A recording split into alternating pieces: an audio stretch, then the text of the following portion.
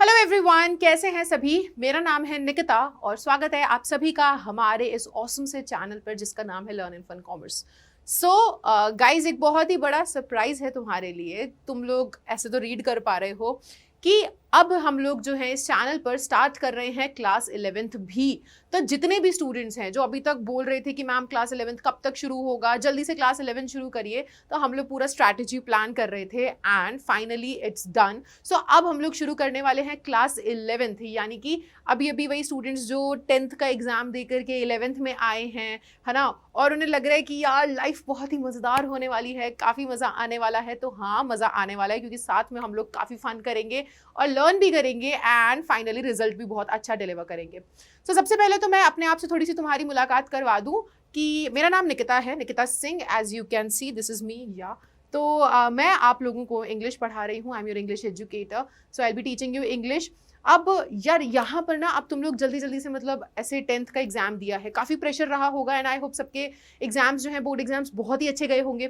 तो आप लोग सोच रहे होंगे कहीं से, मतलब बहुत सारी जगहों से तुम्हें एडवाइसेस भी मिल रही होंगी कि यार अभी अभी हमने क्लास 10th का इतना बड़ा मतलब लाइफ का एक सबसे इंपॉर्टेंट एग्जाम था, बोर्ड्स होते हैं, बहुत प्रेशर होता है, सब लोग की हम पे नज़रें होती हैं कि कैसा परफॉर्मेंस करने वाले हैं हम लोग, क्या रहेगा रिजल्ट।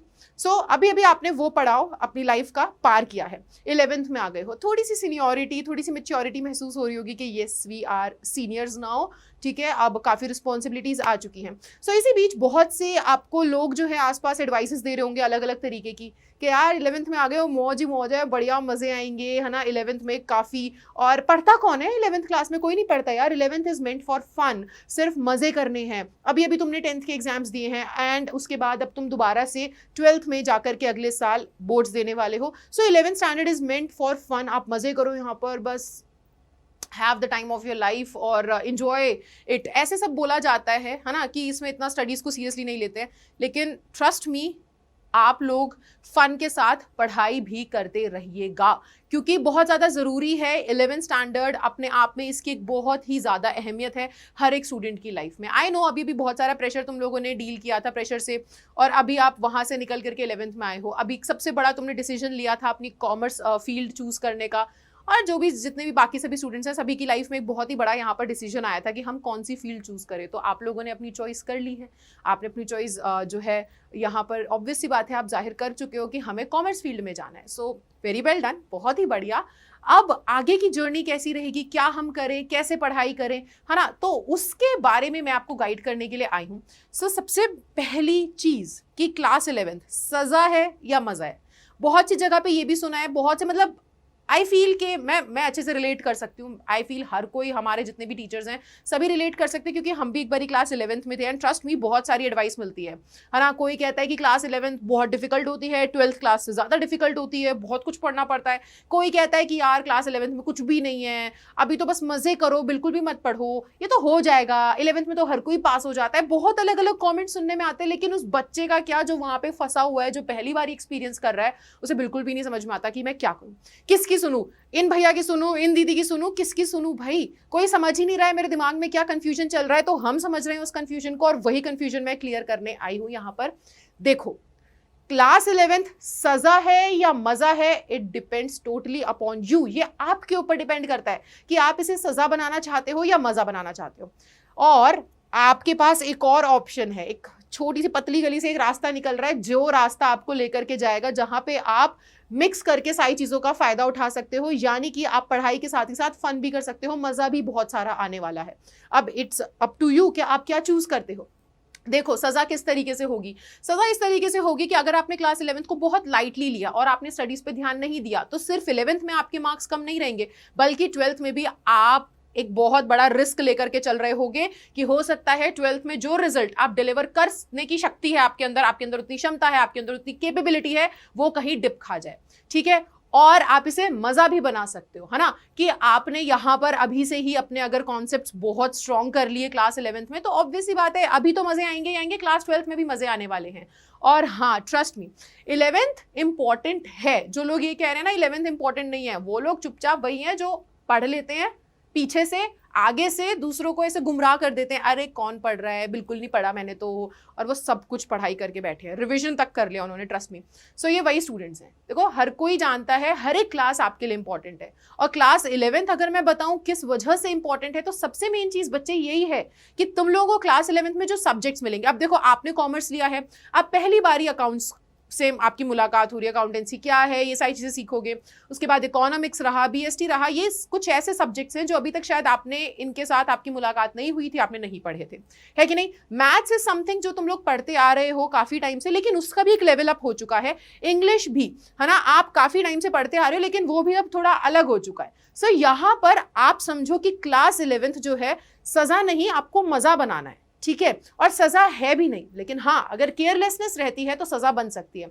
अब 10th तक ना हम लोग छोटे बच्चे थे, हाँ छोटे बच्चे थे हम लोगों का काम चल जाता था रट्टाफिकेशन से, रट लिया, मगअप कर लिया, और उसके बाद जाकर के एग्जाम में सब लिख करके आ गए, है ना। टीचर्स भी हमें, मतलब देखो पूरी दुनिया हमें ना काफी ऐसे छोटे बच्चे की नजर से देखती है कि ये छोटा बच्चा जो है पहली बारी अपने बोर्ड्स देने जा रहा है, बट अब आप 11th में हो, यानी कि अब आप एक्सपीरियंस्ड हो, आपके पास एक बहुत बड़ा अपनी लाइफ का अनुभव आ चुका है, और उसको देखते हुए अब आपका ट्रीटमेंट, जो दुनिया आपको जिस हिसाब से ट्रीट करेगी ना, वो बहुत अलग है। अब आपको देखा जाएगा एक बड़े इंसान के तौर पे कि now you are going to be an adult, ठीक है। सो उस तरीके से ही आपको बिहेव भी करना पड़ेगा, और उसी तरीके से आपको रिस्पॉन्सिबिलिटीज भी उठानी पड़ेंगी। 10th क्लास तक हम जो रट्टा मार करके चल रहे थे, वो रट्टाफिकेशन अब 11th में काम नहीं आने वाला है, पहली बात तो ये। तो क्लास 11th बहुत ज्यादा इंपॉर्टेंट इसलिए भी रहेगी क्योंकि अब आपको अपने कॉन्सेप्ट्स क्लियर करने पड़ेंगे, और यहीं से अगर कॉन्सेप्ट्स क्लियर करके चलते हो ना मजे के साथ साथ। और देखो सबसे अच्छी बात पता है 11th की क्या है, सबसे अच्छी बात जो मुझे अपनी लाइफ में 11th स्टैंडर्ड की लगी थी कि प्रेशर नहीं है हमारे ऊपर, you can take it slow and steady, we will win the race. वो बात सबसे अच्छी है कि हम धीरे धीरे हमारा सिलेबस सारा कंप्लीट कर सकते हैं, हमारे पास काफी प्लेंटी ऑफ टाइम है, कोई प्रेशर नहीं है कि इस बारी बोर्ड्स देने हैं, ओ माय गॉड सब लोग जो हैं घर में पूछेंगे रिजल्ट कैसा आया, है ना। तो ये सारा प्रेशर जो होता है, फैमिली प्रेशर, पीयर प्रेशर, ये कुछ नहीं रहेगा। आप बिना प्रेशर के आप अपने आप को समझ सकते हो, आप अपने सब्जेक्ट्स को बहुत अच्छे से समझ सकते हो, you can make mistakes, and सबसे इंपॉर्टेंट चीज कि आपके पास इतना टाइम होगा कि आप उन गलतियों से सीख करके अपने आप को बेहतर बना सको। किस चीज के लिए? क्लास 12th के लिए, because obviously that class is going to be very important for you, बहुत इंपॉर्टेंट रहने वाली है। और मैं जानती हूं कि कोई भी बच्चा नहीं चाहता कि मैं उस क्लास में जाकर के कोई गलती करूं, और वहां पे आपके पास बच्चे टाइम भी नहीं होगा कि गलतियां करूं, फिर सीखूं गलतियों से, और फिर ये सब करूं। तो ग्रूमिंग पार्ट जो है वो क्लास 11th का है, आपको यहां पर तैयार करना है, अपने आप को तैयार करना है। हम लोग सब आपकी मदद करेंगे आपको तैयार करने में। अपने कॉन्सेप्ट्स इतने स्ट्रॉन्ग कर लो, है ना, fall in love with your subjects. आपको अपने सब्जेक्ट्स से एकदम ऐसे प्यार हो जाना चाहिए। आप उनके अभी बेसिक्स क्लियर करके चलोगे, कॉन्सेप्ट स्ट्रॉन्ग करके चलोगे। हो सकता है कई बार थोड़ा बहुत ऐसे अटक जाओ, कोई सब्जेक्ट थोड़ा सा डिफिकल्ट लगे, तो आपके पास टाइम है ना अभी कि आप उसको अच्छे से समझ सको, उसके साथ टाइम स्पेंड कर सको, फिर उसको समझ करके सब्जेक्ट को और थोड़ा सा क्लैरिफाई करके अपने दिमाग में सारे कॉन्सेप्ट्स क्लियर करके जब आप 12th में जाओगे, तो जब आपका बेस स्ट्रांग होगा, तो आप सोचो 12th में आपके कॉन्सेप्ट्स कितने ज्यादा क्लियर हो जाने वाले हैं। सो सबसे बड़ी बात यही है, ठीक है। सो इसलिए आप अभी यू हैव सम टाइम नहीं, you have plenty of time कि आप यहां पर मजे भी करो और साथ ही साथ आप लोग पढ़ते भी रहो, ठीक है। सो सजा या मजा आपके ऊपर है। अब इसी के साथ जो अगली चीज है वो ये है कि मैं क्लास 11th में पढ़ाई कैसे करूं। अब आपने ये तो बता दिया कि ये सजा है या मजा, वो तो मैं समझ गया, लेकिन ठीक है अगर मैं इसे मजा बनाना चाहता हूं तो how should I study for class 11th। तो देखो यहां पर ना आपके पास, जैसे कि मैंने कहा, सबसे एक जो प्लस पॉइंट है वो है you have plenty of time. जो दूसरा आपका प्लस पॉइंट है वो ये है कि आपके ऊपर इतना स्ट्रेस नहीं होगा, ठीक है, क्योंकि ऐसा होता है ना ज्यादा लोग आपके ऊपर, अब देखो हमारे ऊपर ना एक परफॉर्मेंस स्ट्रेस होता है। परफॉर्मेंस स्ट्रेस क्या होता है कि हम जब परफॉर्म करने जा रहे हैं, जैसे क्लास 10th में आप परफॉर्म करने जा रहे थे, आपको इस चीज का अच्छे से पता है, क्योंकि जब आप एग्जामिनेशन हॉल में अपने एग्जाम्स की तैयारी कर रहे थे, आपकी परफॉर्मेंस को देखने के लिए सबकी निगाहें आपके ऊपर थी। घर में मम्मी पापा, छोटा भाई है तो वो भी कि आज भैया का एग्जाम है, भैया का एग्जाम अच्छा जाना चाहिए, है ना। घर में और रिश्तेदारों में और आसपास मोहल्ले में सबकी निगाहें आप पे थी कि ये लड़का या ये लड़की कैसा परफॉर्म करने वाला है। तो वो परफॉर्मेंस का वो जो स्ट्रेस होता है ना कि मैं कैसा परफॉर्म करूंगा, सब लोग देख रहे हैं, भाई बेइज्जती ना हो जाए, मेरे को अच्छा करना है इस बारी, वो नहीं है। तो you have plenty of time, आप स्लोली अपना सिलेबस स्टार्ट कर सकते हो, ठीक है। आपको एकदम से सारी चीजें अपने ऊपर नहीं डाल लेनी है कि एकदम स्ट्रेस ले लिया, सब कुछ मुझे एक रात में पढ़ना है, या इतने सारे सब्जेक्ट्स है मेरे पास। सबसे अच्छी बात है आपके पास, अब देखो 10th में इतने सारे सब्जेक्ट्स थे, अब उन सबको इतने साल 10 साल पढ़ने के बाद आपने नैरो डाउन कर लिया कि ये 5 सब्जेक्ट्स मुझे पसंद है। उसमें से एक आपका अकाउंटेंसी है, बीएसटी है, इकोनॉमिक्स है, मैथ्स अगर आपने चूज किया है तो, और इंग्लिश है। ये 5 सब्जेक्ट्स हैं। दिन में हमारे पास 7 दिन, दिन में बोल रही हूँ मैं, पूरे वीक में हमारे पास 7 दिन होते हैं, और एक दिन में हमारे पास 24 आवर्स होते हैं। सो आप अपना स्कूल जाते हो, स्कूल जाने के बाद आपने खेल लिया, बाहर चले गए, दोस्तों के साथ गेड़ियां मार ली, उसके बाद भी आपके पास काफी टाइम बचता है। तो मैं ये कह रही हूँ कि स्लो स्टार्ट करना बहुत ही बेहतर रहेगा। You have plenty of time. आप एक दिन में एक सब्जेक्ट को हाथ लगाओ। फॉर एग्जाम्पल आपने सेट कर लिया कि मंडे को मैं बीएसटी पढ़ूंगा, तो मंडे को आप बीएसटी का कोई भी एक चैप्टर पढ़ो, ट्यूसडे को आप अकाउंटेंसी कर लो, वेंसडे को आप इकोनॉमिक्स कर लो, थर्सडे को आप मैथ्स को टाइम दो, और फ्राइडे को आप टाइम दो इंग्लिश को। देखो 7 days in a week and 5 subjects, तो आपका 5 दिन में सभी सब्जेक्ट्स क्लियर हो जाएंगे। आप अपने ऐसे लैग बिहाइंड भी नहीं करोगे कि हमारा बहुत सारा बैकलॉग बचा हुआ है, एक रात पहले पढ़ना पड़ रहा है। एक दिन में एक सब्जेक्ट, एक चैप्टर, कितना आसान है, इतना कुछ तो करना भी नहीं पड़ेगा, और शुरुआत से लेकर के चलोगे तो बहुत ही बेटर है। सो अपना टाइम टेबल ऐसे सेट करके चलो, और देखो बाकी के आपके हफ्ते में 2 दिन बच भी गए हैं। सो आप ऐसा कर सकते हो कि सैटरडे नाइट रिवीजन नाइट कहलाएगी, कि भाई मैंने अब 5 days में मंडे से लेकर फ्राइडे तक जो भी पढ़ा, रोज एक एक चैप्टर, एक एक सब्जेक्ट को मैंने हाथ लगाया था, अब मैं सैटरडे को सब कुछ रिवाइज कर लूंगा, ताकि मुझे अच्छे से सारी चीजें याद रहे और मैं लूप में रहूं। सैटरडे को सभी सब्जेक्ट्स का रिवीजन करने के बाद संडे आपके पास है अपने खुद के लिए। जो पसंद है करो, सोना पसंद है सो जाओ, पूरे दिन सो भाई, it's up to you. Relax, chill मारो, बाहर घूमने जाओ, आउटिंग पे जाओ, फैमिली के साथ रहो, फ्रेंड्स के साथ टाइम स्पेंड करो, पबजी खेलना पबजी खेलो, आपके लिए, आप जो भी रिक्रिएशनल एक्टिविटी करना चाहते हो आप वो करिए।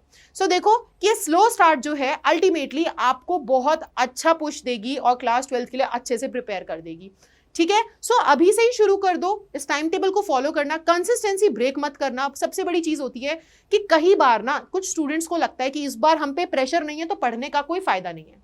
प्रेशर में हम अच्छा परफॉर्म करते हैं बेटा, प्रेशर में अच्छा परफॉर्म करते हैं, लेकिन एक और ना इसका फ्लिप साइड जो होता है वो ये होता है कि प्रेशर में गलतियां भी होने के चांसेस होती हैं। सो आप अभी से अगर अपने आप को तैयार करके रखोगे, और देखो ये सब्जेक्ट्स जो हैं जैसे कि मैंने कहा पहली बार है, तो आपको इनके साथ यूज टू होने में टाइम लगेगा, और वो टाइम अभी है।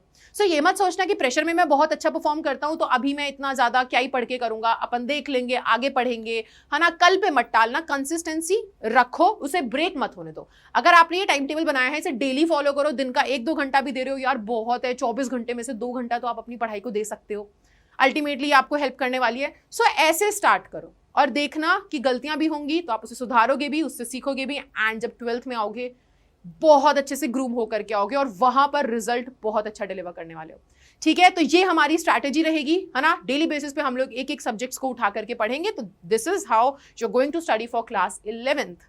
अब यहां पर बात आती है सिलेबस की।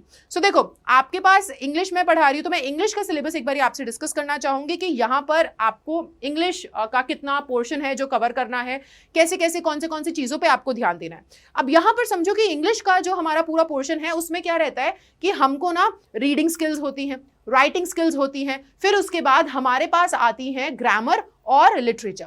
लिटरेचर का जो पोर्शन रहता है वो लिटरेचर का पोर्शन काफी ज्यादा हमारे लिए कैसा रहता है, लिटरेचर का पोर्शन हमारे पास लिमिटेड होता है, यानी कि जो तुम चैप्टर्स जो तुम्हें पढ़ाए जा रहे हैं ऑब्वियसली वहीं से क्वेश्चंस आएंगे। ऐसा तो नहीं है ना कि तुम्हें पढ़ाया था हमने वो चाइल्डहुड वाली कहानी और हम पूछ रहे हैं तुमसे यूनिवर्स के बारे में, तो ऐसा तो कुछ होगा नहीं, है ना। जो हम पढ़ा रहे हैं वहीं से आपसे क्वेश्चंस भी आने वाले हैं। सो लिटरेचर एक लिमिटेड पार्ट है। ग्रामर एक ऐसी चीज है जिसमें हम काफी गलतियां कर बैठते हैं। उसके अलावा रीडिंग स्किल्स पे हम ध्यान नहीं देते। हमें याद आता है रीडिंग कॉम्प्रिहेंशन के बारे में एग्जाम से 1-2 दिन पहले, ये सबसे बड़ी गलती हम कर बैठते हैं। उसके अलावा राइटिंग स्किल्स पे भी हम लोग ध्यान नहीं देते हैं। सो अब बच्चे ध्यान रखना कि इंग्लिश का ना थोड़ा सा रूप बदल चुका है। हाँ, अभी तुम लोग जितना बचपन में इंग्लिश इजी है, कौन पढ़ता है, जज करते थे ना लोगों को जो इंग्लिश पढ़ते थे, अब आपको उसे पढ़ना पड़ेगा, बिकॉज अब यहाँ पर इंग्लिश केवल इंग्लिश से हिंदी में समझने वाला प्रोसेस नहीं रह गया कि कोई चैप्टर को अंग्रेजी से हिंदी में ट्रांसलेट करके समझ लिया, मेरा काम चल जाएगा। नहीं, अब आपको आंसर राइटिंग की कला, yes it is an art, आपको वो आनी चाहिए। आपको आंसर का प्रेजेंटेशन पता होना चाहिए, आपको चैप्टर की इन डेप्थ नॉलेज होनी चाहिए। आप ओवरऑल पूरे हर एक एंगल को लेकर के चलोगे। राइटिंग स्किल्स में भी आपको बहुत अच्छे से आपकी ना वोकैबुलरी इतनी अच्छी डेवलप हो जानी चाहिए कि जब आप एस्से, डिबेट, एडवर्टाइजमेंट, पोस्टर्स, लेटर कुछ भी लिखने जाओ तो आप इतने अच्छे शब्दों को यूज कर सको, इतने बेहतर शब्दों को यूज कर सको कि आपका वो जो पूरा राइटिंग पार्ट है वो पढ़ करके सामने वाला एग्जामिनर इतना इंप्रेस हो जाए कि वाओ, इस बच्चे ने ऑब्वियसली नो डाउट बहुत अच्छे से तैयारी करी है और इसकी इस लैंग्वेज पे पकड़ बहुत अच्छी है। Same goes with reading skills also. जब आपको एक कॉम्प्रिहेंशन आता है तो एक बहुत बड़ी चीज़ है, देखो बचपन में वो 10th क्लास, ऑब्वियसली मैं वो तुम्हारा बचपन ही मान करके चल रही हूँ, सो 10th क्लास तक छोटे ऐसे कोई प्यारे प्यारे से रीडिंग कॉम्प्रिहेंशन आते थे, इतने डिफिकल्ट नहीं होते थे। 11th स्टैंडर्ड में एंड स्पेशली 12th स्टैंडर्ड में थोड़ा सा उसका लेवल अप हो गया है। अब हो सकता है रीडिंग कॉम्प्रिहेंशन में बहुत ऐसे एकदम फॉर्मल कोई पैसेज आ जाए जिसमें बहुत भारी भरकम वर्ड्स हैं, और रीडिंग कॉम्प्रिहेंशन का मतलब ये है कि तुम लोगों को एक ऐसा अनसीन पैसेज दे देना जो कि ट्रिकी सा होगा और देखना कि तुम लोगों को इस भाषा में, इंग्लिश की लैंग्वेज में वो कॉम्प्रिहेंशन पढ़ने में कितनी दिक्कत आ रही है, कितनी दिक्कत नहीं आ रही, कितने अच्छे से तुम समझ पा रहे हो। ये सारी चीजें एक दिन में नहीं होती हैं, टाइम लगता है। सो इसलिए इसकी तैयारी शुरुआत से करनी है और अभी से करके चलोगे तो 12th स्टैंडर्ड में बहुत अच्छा कर पाओगे। ठीक है, सो रीडिंग स्किल्स में देखो इस बारी क्लास 11th में आपको क्या क्या चीजें पूछी जा रही हैं बेटा। सो रीडिंग कॉम्प्रिहेंशन में आपको ये टोटल जो है पूरा आने वाला है 18 मार्क्स का। ठीक है, सो इसमें ना 10 मार्क्स का आपका ये, इसमें 3 पार्ट्स हैं। ठीक है, 1, 2 एंड 3, इसके 3 पार्ट्स हैं। और पहला पार्ट जो है, पहला पार्ट आपका 10 मार्क्स का रहेगा, सेकंड पार्ट होगा आपका 8 मार्क्स का, तो ये मिलाकर के 18 हो गए। पहले पार्ट में आपको आएगा कोई भी फैक्चुअल, डिस्क्रिप्टिव या लिटरेरी पैसेज आ सकता है, और यहाँ पर ना ये पैसेज देने का इनका मोटिव ये होता है कि चेक करना है हमें कि ये स्टूडेंट इस लैंग्वेज को पढ़ करके इस पैसेज को कितना अच्छे से समझ पा रहा है, क्या उस बच्चे की इतनी अच्छी नॉलेज है कि वो ईडियम्स एंड फ्रेजेस को समझ पा रहा है, ये वोकैबुलरी के ऐसे मतलब डिफिकल्ट वर्ड्स को इजीली कॉम्प्रिहेंड कर पा रहा है। ठीक है, सो ऐसे कुछ पैसेजेस आएंगे। सेकंड जो 8 नंबर का आपका पैसेज होगा वो केस बेस्ड होगा। ठीक है, कोई केस स्टडी आपको ऐसे मिल जाएगी, वहां से आपको उसमें स्टैटिस्टिकल डेटा, चार्ट्स एक्सेट्रा ये सारी चीजें मिलने वाली हैं, और ये पैसेजेस आपको 600 to 750 वर्ड्स के मिलेंगे, यानी कि अच्छा खासा पैसेज मिलने वाला है।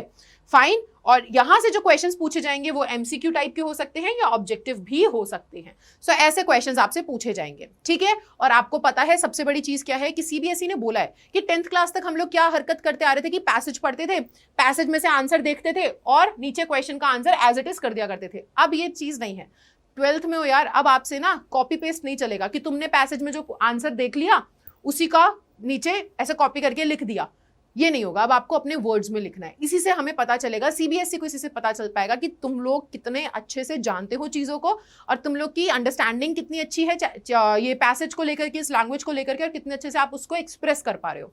ठीक है, सो इसको ध्यान रखना। अब जो थर्ड पार्ट है वो आएगा नोट मेकिंग पे। इसके लिए बेटा आपको छोटा सा पैसेज अलग देंगे जो कि 200 to 250 वर्ड्स का पैसेज होगा। ठीक है, अब उस पैसेज को पढ़ के आपको नोट बनाना है। ठीक है, और वो आपको मिलने वाला है 5 मार्क्स का अगर आप नोट बना करके आते हो, और समरी आपको करनी है। अगर आप समरी लिख करके आते हो तो 3 मार्क्स यहाँ, तो यानी कि 18 वहां मिलेंगे, और 8 मार्क्स का आपका थर्ड पार्ट होने वाला है। So section A reading skill से ही इतनी चीजें आने वाली है, अच्छा खासा पूछा जाएगा, ध्यान रखना। ठीक है, उसके बाद हमारे पास सेक्शन बी आएगा जिसके अंदर हमें ग्रामर मिलेगा। अब ग्रामर में जो टॉपिक्स हम पढ़ने वाले हैं, tenses, clauses, reordering and transformation of sentences, ये आपको 7 मार्क्स का मिलने वाला है। 8 क्वेश्चन आएंगे, उनमें से आपको 7 को अटेंड करना है, 1 नंबर का 1। और grammar can be really tricky अगर उस पर ढंग से ध्यान ना दिया जाए, अगर उसको स्टार्टिंग से पढ़ के ना रखा जाए। और ग्रामर एक ऐसी चीज है, रीडिंग और राइटिंग स्किल्स एक ऐसी चीज है जिसको डेली प्रैक्टिस चाहिए, तो इस चीज का ध्यान रखना। ठीक है, चलो अब इसमें ना आपको क्रिएटिव राइटिंग स्किल्स भी सेक्शन बी में ही पूछी जाएंगी। अब आपके पास एक तो होगा क्या, एक तो होगा आपके पास बेटा शॉर्ट राइटिंग, ठीक है, और एक होगा लॉन्ग राइटिंग टास्क। तो शॉर्ट और लॉन्ग दोनों आएंगे। अब यहां पर पता है चीज क्या होने वाली है कि पहला क्वेश्चन आपको पूछा जाएगा एडवर्टाइजमेंट का, और 2 क्वेश्चंस आएंगे, उसमें बोलेंगे आप इनमें से कोई भी एक क्वेश्चन का, दोनों में एडवर्टाइजमेंट्स पूछा जाएगा, कोई भी एक करिए। वो आपको रहने वाला है कितने मार्क्स का, 3 मार्क्स का एडवर्टाइजमेंट आएगा, ये शॉर्ट राइटिंग टास्क में है। फिर उसके बाद पोस्टर मेकिंग आएगा, तो 2 क्वेश्चंस रहेंगे पोस्टर मेकिंग के, कोई भी एक क्वेश्चन आपको करना है, ये भी होगा आपका 3 मार्क्स का। 3 + 3 6 हो गई यहाँ पर। फिर आपके पास लॉन्ग राइटिंग में आएगा स्पीच। अब स्पीच जो है, जो टॉपिक दिया जाएगा उसके ऊपर आपको स्पीच लिखनी है, ये लॉन्ग राइटिंग टास्क है, ठीक है। ये आपका रहेगा 5 मार्क्स का। और उसके बाद एक डिबेट लिखने को आएगी, ये क्या, उसमें आपको चॉइस दे देंगे, कोई भी 2 टॉपिक में से किसी एक टॉपिक पे डिबेट लिखनी है, ये भी होगा 5 मार्क्स का। सो 5 5 10, 3 3 6, ऐसे मिलाकर के आपके बनते हैं यहां पर से 16 मार्क्स। तो देख रहे हो, समझ रहे हो कि काफी ज्यादा चीजें पूछी जाएंगी, और ये रातों रात नहीं होंगी बेटा, स्टार्टिंग से अगर हम तैयारी करके चलेंगे तब जाकर के होंगी ये सारी कवर। क्लियर? अब आते हैं हम सेक्शन सी पे। सेक्शन सी है आपका पूरा लिटरेचर, ठीक है। अब लिटरेचर में हमारे पास 2 बुक्स हैं, एक है आपकी हॉर्नबिल और दूसरी बुक है आपकी स्नैपशॉट्स। अब ये 2 बुक्स हमें पढ़नी रहेगी, और लिटरेचर से आपको जो क्वेश्चंस पूछे जाएंगे वो होंगे MCQ type questions, objective type questions, short answer type, long answer type questions आपके पास आने वाले हैं। मिक्स करके बुक्स में से आपसे क्वेश्चंस पूछे जाएंगे, ठीक है। अब एक बारी देख लो, यहाँ पे लिखा हुआ है हॉर्नबिल से, ठीक है, यहाँ पर पोएट्री और प्रोज में से 3-3 मार्क्स के क्वेश्चन आने वाले हैं। फिर स्नैपशॉट से आपको 4 मार्क्स का क्वेश्चन आएगा, ठीक है। उसके बाद यहाँ पर शॉर्ट आंसर टाइप क्वेश्चन जो पूछे जाएंगे वो हॉर्नबिल से आएंगे, ठीक है। 3 × 2, कुछ 2 क्वेश्चन अगर आपके पास रहेंगे तो 6 मार्क्स के हो जाएंगे वो। ऐसे ही स्नैपशॉट से भी यही होगा, ठीक है, 3 नंबर का कोई एक क्वेश्चन आएगा आपके पास। फिर उसके बाद लॉन्ग आंसर पूछे जाएंगे, लॉन्ग आंसर टाइप, ठीक है, हॉर्नबिल से एंड सेम स्नैपशॉट से 6 मार्क्स का ये रहेगा, 6 मार्क्स का ये रहेगा। सो ऐसे मिलाकर के तुम्हारे बनते हैं टोटल 80 मार्क्स का इंग्लिश का पेपर, ठीक है। तो अब यहाँ पर समझ लो कि आपको राइटिंग भी है, रीडिंग भी है, ग्रामर भी है, और साथ ही साथ लिटरेचर भी है, और लिटरेचर में 2 बुक्स हैं हमारे पास। सो हमें हर एक चीज का ध्यान रखना है। एंड अगर हमें 80 मार्क्स स्कोर करना है तो केवल हम इस पे फोकस नहीं कर सकते, यानी कि बुक्स पे फोकस नहीं कर सकते, हमें ग्रामर पे भी उतना ही इक्वली इंपॉर्टेंस उसको देनी पड़ेगी, और साथ ही साथ हमें इक्वली इंपॉर्टेंस देनी पड़ेगी हमारे reading skills and writing skills को भी। आंसर राइटिंग अपने आप में एक अलग चीज है, वो भी सिखाई जाएगी, ठीक है। तो ये सब कुछ तुम्हें इस बारी पढ़ना है। मैं आपको कुछ चैप्टर्स बता दूं, हॉर्नबिल में ना आपको कौन से चैप्टर्स कवर करने हैं इस बारी। तो portrait of a lady, a photograph, we are not afraid to die if we can be together, discovering truth, the laburnum top, the voice of the rain, childhood, adventure, silk road, father to son, ये सभी topics, ये सभी chapters आपकी book में आपको दिख रहे होंगे, ये हमें हॉर्नबिल बुक से पढ़ने हैं। स्नैपशॉट से the summer of beautiful white horse, address, mother's day, birth और टेल ऑफ मेलन सिटी, ये टॉपिक्स हमें स्नैपशॉट बुक से करने हैं। सो टोटली आपका सिलेबस जो है वो ये है, ठीक है। अब इतना समझ में आ गया, पूरा तुम्हें पता चल गया कि क्लास 11th क्या है, क्लास 11th में पढ़ाई कैसे शुरू करनी है, इंपॉर्टेंस क्या है क्लास 11th की। और अब आपको ये भी समझ में आ गया है कि ये आपके ऊपर है कि आप इसको सजा बनाना चाहते हो कि मजा बनाना चाहते हो। And trust me, you are going to have lots of fun अगर आप स्टार्टिंग से लेकर के चलोगे ना, इन सभी चीजों को संभाल करके चलोगे, तो आपके पास इतना टाइम होगा कि आप अपने दिन को एंजॉय भी कर पाओगे, और आपको आपकी स्टडीज ना बहुत ही ऐसे इरिटेटिंग नहीं लगेंगी। हमें इरिटेटिंग तब लगने लग जाती है क्योंकि हम ना उसको आखिरी मोमेंट तक पुश कर देते हैं, और फिर वो हमारे हाथ से बाहर चली जाती है, यानी कि आउट ऑफ हैंड। तो हमसे संभल नहीं पाती कि अब एक दिन में मैं इतने चैप्टर्स, इतना सब कुछ कैसे करूँ। तब हम इरिटेट होते हैं, तब हम फ्रस्ट्रेट होते हैं, स्ट्रेस लेते हैं। ये नहीं करना है, बस शुरुआत से छोटा छोटा है ना, एक स्मॉल बाइट्स, ऐसे छोटे छोटे टुकड़ों में हम लोग इसको कवर करेंगे, तो आपके पास काफ़ी चीज़ें होंगी करने के लिए। आप अपनी मर्जी से जो भी काम करना चाहें, जैसे भी टाइम बिताना चाहें, आप वो भी कर पाओगे, मज़े भी कर पाओगे। सो ये आपका पूरा रहा सिलेबस। अब यहाँ पे मैं बताना चाहती हूँ कि तुम लोग अकेले नहीं हो। सो हम यानी कि लर्न एंड फन कॉमर्स की जो टीम है, we are going to help you, but how, कैसे आप लोग हमारी हेल्प करने वाले हो इस जर्नी में। सो क्लास 11 सी, आप लोग बहुत इंपॉर्टेंट हो। सबसे पहली बात, ऐसा नहीं है कि 10th is very important, 12th is very important, 11th एक बहुत इंपॉर्टेंट स्टेज है, क्योंकि 10th से 12th के बीच का जो ट्रांजिशन होता है ना, वो 11th में होता है। अब तुम एकदम बच्चे से एकदम बड़े अडल्ट बन जाओगे, तो वो बीच का जो फेज है ना, वो डिसाइड करेगा कि तुम कैसे अडल्ट बनने वाले हो। 12th हाँ एक अडल्ट फेज है यार, उसके बाद तो तुम लोग मतलब ऑलमोस्ट 18 के हो जाओगे, तो you will be officially citizens of our nation. तो ये 11th स्टैंडर्ड बहुत जरूरी है, इसमें ग्रूमिंग बहुत जरूरी है। अगर आपके पास प्रॉपर गाइडेंस आपको मिलती है, अगर आप प्रॉपर तरीके से चीजें सीखते हो ना, तो आप बहुत ही अच्छा करने वाले हो 12th में। तो इसलिए आप अकेले नहीं हो यहाँ पर। हम अंडरस्टैंड करते हैं इस चीज को कि you guys are facing lots of confusion कि क्या करें कैसे करें, so we are there to help you, ठीक है। और यहाँ पर इस चैनल के ऊपर गाइडेंस भी मिलेगी आपको, हम आपको आपके सभी टॉपिक्स के लेक्चर्स भी प्रोवाइड करते रहेंगे, सारी चीज़ें इस चैनल के ऊपर प्रोवाइड होंगी, आपके सभी सब्जेक्ट्स का ध्यान दिया जाएगा। एंड सबसे एक बड़ी प्रॉब्लम पता है क्या आती है कॉमर्स वाले स्टूडेंट्स के लिए, कि पूरा पैकेज एक चैनल पे नहीं मिल पाता, यानी कि एक जगह ऐसी मिल जाए जहाँ पे सब पढ़ाया जाता हो, अकाउंटेंसी भी हो, बीएसटी भी हो, इंग्लिश भी हो, मैथ्स भी हो, ठीक है, सारी चीजें, इकोनॉमिक्स भी पढ़ाई जा रही हूँ, 5 सब्जेक्ट्स पढ़ाए जा रहे हो, ऐसा नहीं हो पाता। बच्चों को अलग अलग ट्यूशंस या अलग अलग चैनल्स देखने पड़ते हैं, यहाँ से अकाउंट्स पढ़ लिया, यहाँ से इकोनॉमिक्स हो गया, यहाँ से बीएसटी, एंड वो कभी कभार थोड़ा सा इरिटेटिंग हो जाता है ना, ऐसे we are all over the place, हम संभाल नहीं पाते चीज़ों को।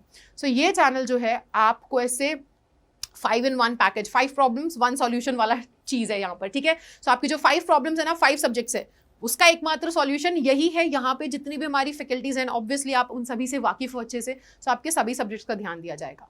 सारी टीचर्स अपनी अपनी फील्ड में बहुत ही माहिर हैं, वो आपको गाइड भी करेंगे कैसे कैसे आपका स्टेप बाय स्टेप आपको कैसे आगे बढ़ना है, ठीक है। वो आपको सपोर्ट भी करेंगे हर एक कदम पर। हम आपके लिए लेक्चर्स भी लेकर आते रहेंगे, डिटेल्ड लेक्चर्स रहेंगे जहाँ से आप बहुत अच्छे से सीख भी पाओगे। सो आई होप कि आप इस वंडरफुल जर्नी को स्टार्ट करने के लिए तैयार हो, बिकॉज हम तैयार हैं। So I can't wait to meet you all in my classes, and हम मिलेंगे अब हमारे लेक्चर्स में, जहाँ पर हम खूब मज़े से we learn with lots of fun, ठीक है। सो मज़े करेंगे और बहुत अच्छे से पढ़ेंगे भी। तो मैं आपसे मिलूंगी क्लासेस में, आना मत भूलना टाइम से, एंड तब तक के लिए bye bye, take care and thank you so much.